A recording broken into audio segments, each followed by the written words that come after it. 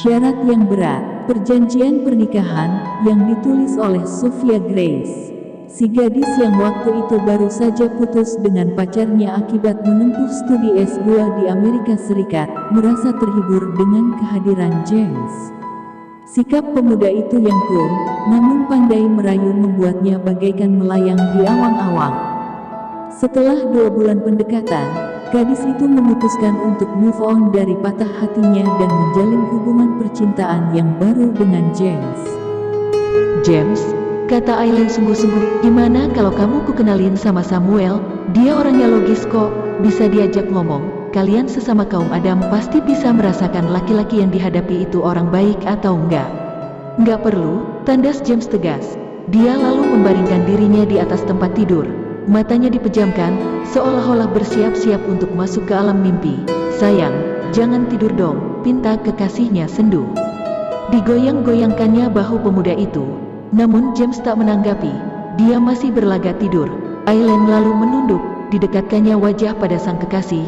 Ia bermaksud membisikinya mesra. Tiba-tiba James membuka mata, direngkuhnya tubuh sang kekasih dan dibaringkannya di atas ranjang.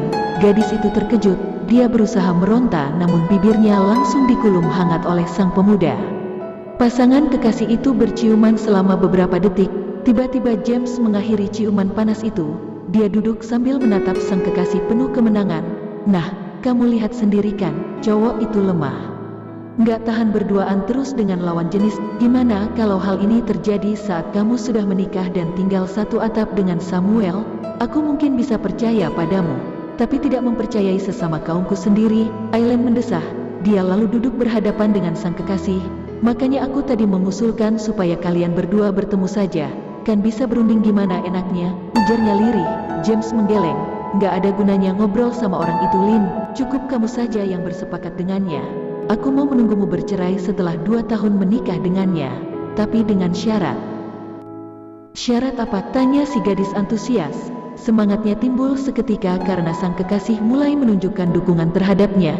Pemuda itu menatap Aileen lekat-lekat. Syarat pertama, aku minta kalian kalau sudah menikah nanti nggak pakai jasa pembantu rumah tangga. Karena aku nggak mau kedatanganku untuk menemuimu di mata-matai. Kita kan sudah nggak bisa bebas lagi bertemu muka di depan umum. Terus-terusan pacaran di kamar kosku ini juga nggak mungkin. Jadi dalam 1 minggu aku bisa 2-3 kali datang menemuimu di rumah kalian. Siap bos, seru gadis itu mantap.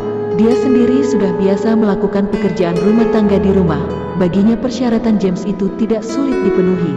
Pemuda tersebut nyindir melihat antusiasme kekasihnya. Lalu dia berdeham perlahan. Ditatapnya gadis itu sungguh-sungguh. Setelah kamu menikah, aku mau kamu menjadi milikku seutuhnya sayang. Aku nggak percaya suamimu bisa bertahan 2 tahun tanpa menyentuh istrinya sama sekali. Aileen tertegun mendengar permintaan kekasihnya yang di luar dugaan itu. Apa? Menyerahkan keperawanannya, harta paling berharga yang telah dijaganya dengan baik selama 20 tahun lebih. Ya, dia memang mencintai James dengan tulus. Tapi, biar bagaimanapun dia kan belum resmi menjadi suamiku. Batin gadis itu gundah. Perasaannya berkecamuk tak karuan. Meskipun James kerap berusaha menyentuh bagian-bagian sensitif tubuhnya, namun Aileen selalu berhasil menghentikan perbuatan nakal kekasihnya itu. Gadis itu tahu hubungan percintaan zaman sekarang memang semakin bebas. Berhubungan intim sebelum menikah sudah lazim dilakukan anak-anak muda. Namun gadis itu tetap merasa lebih nyaman jika melakukan hubungan sesakral itu dengan laki-laki yang sudah sah menjadi suaminya. James, apakah tidak ada syarat lain? Tanyanya berusaha bernegosiasi. Kamu kan tahu, aku mau malam pertamaku itu sakral, kegadisanku kuserahkan pada orang yang sudah resmi menjadi suamiku. Emosi pemuda itu naik seketika. Ya sudah, teriaknya garang. Berikan saja keperawananmu pada si Samuel itu, toh dia yang akan menjadi suamimu yang sah. Aileen terpaku. Rupanya inilah yang dicemaskan James sampai menghendaki kesuciannya. Pemuda itu tak rela mahkota kekasihnya direnggut oleh pria lain. Akhirnya dengan pasrah gadis itu menganggukkan kepalanya. Baiklah James, akan kupenuhi permintaanmu ini, ucapnya dengan berat hati. Tiba-tiba dadanya terasa sesak, seperti ada beban berat yang hendak membuncah keluar. Selanjutnya air mata gadis itu mengalir deras bagaikan air bah. James mengeluh dalam hati. Nangis lagi, hah, salahmu sendiri James, pacaran sama cewek yang masih perawan. 1 tahun ini kamu gak bisa ngapa-ngapain, cuma ciuman sama pegang-pegang sedikit saja sudah ditampik. Demi menenangkan hati Aileen, pemuda itu terpaksa memeluknya lagi. Kenapa kamu menangis lagi sayang? Tanyanya lembut. Kamu tahu kenapa aku menghendaki malam pertama denganmu? Karena aku takut Samuel brengsek itu yang akan merenggut kehormatanmu dan membuatmu terlepas dari tanganku. Tangisan kekasihnya semakin keras. James mulai merasa sakit kepala. Dibelai-belainya rambut halus gadis itu dengan harapan isak tangisnya mereda. I love you so much Aileen Benyamin. Aku benar-benar takut kehilangan dirimu. Hanya keperawananmu lah yang bisa menjadi jaminan bahwa dirimu takkan meninggalkanku. Kamu bisa mengertikan sayang, ucap pemuda itu semanis madu. Aileen mengangguk berkali-kali. Dia memahami maksud hati kekasihnya ini. Barangkali dirinya pun akan bersikap demikian jika berada dalam posisi James. Meminta harta paling berharga sang kekasih demi mempertahankan cinta kasih mereka berdua.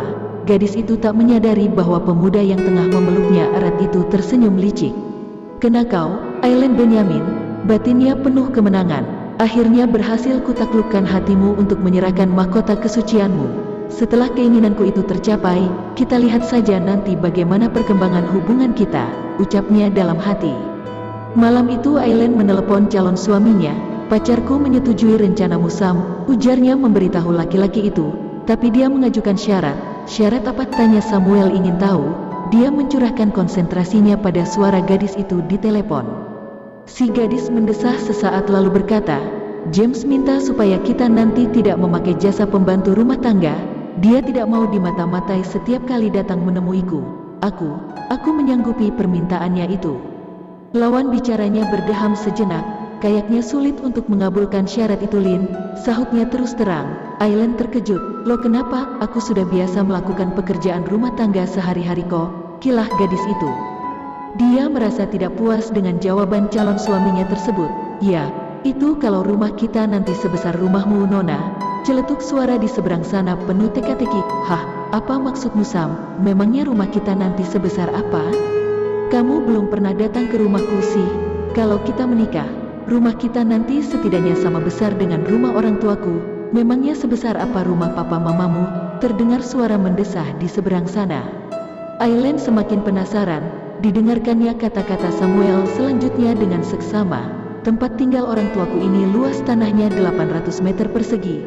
Ada kolam renang di halaman belakang. Bangunan rumah terdiri dari 2 lantai. Pemandangan di lantai 2 bagian belakang menghadap Golf V. Glek. Aileen menelan ludah. Ternyata dia dijodohkan dengan anak konglomerat. Gadis lain mungkin merasa beruntung. Sebaliknya dirinya justru merasa ini adalah sebuah malapetaka. Lanjut ke bab berikutnya dulur-dulur semuanya. See you next video.